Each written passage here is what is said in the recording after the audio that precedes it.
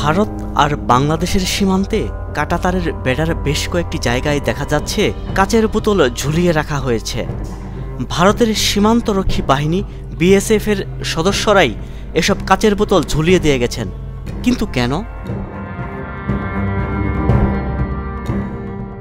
বাংলাদেশের লালমনিরহাট জেলার পাটগ্রাম সীমান্ত থেকে পাওয়া কিছু ছবিতে দেখা গেছে ওই কাচের বোতলগুলো আসলে মদের খালি বোতল।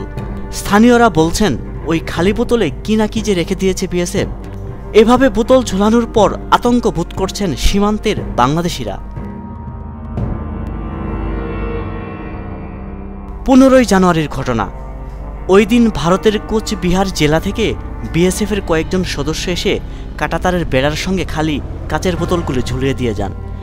শুধু যে পাটগ্রাম সীমান্তে নতুন করে দেওয়া কাঁটাতারের বেড়ায় খালি বোতল রয়েছে তা নয়, বিএসএফ কর্মকর্তারা বলছেন অনেক সীমান্তে বেড়াতেই কাচের বোতল ঝুলানো থাকে।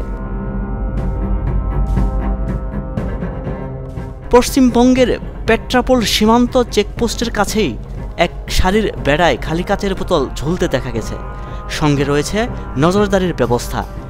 বিএসএফের দেওয়া তথ্য অনুযায়ী কেউ বেড়া কাটতে চাইলে অথবা নাড়াচাড়া দিলে কাচের বোতলে শব্দ হবে বা সেটি পড়ে গিয়ে ভেঙে যাবে। সেই শব্দে কাছাকাছি থাকা বিএসএফ সদস্যরা সজাগ হয়ে যেতে পারবেন, সেজন্যই এরকম এই ব্যবস্থা।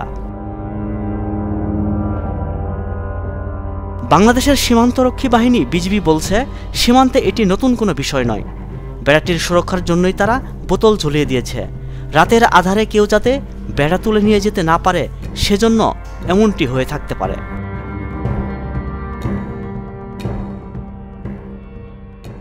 কেউ না বুঝলেও আমরা আপনার প্রয়োজন বুঝি, আর তাই তো অত্যাধুনিক ফিচার সম্বলিত বিভিন্ন সাইজ আর কালারের 250টিরও বেশি ডিজাইন অপশন নিয়ে ওয়ালটন স্মার্ট ফ্রিজ বোঝে আপনার প্রয়োজন।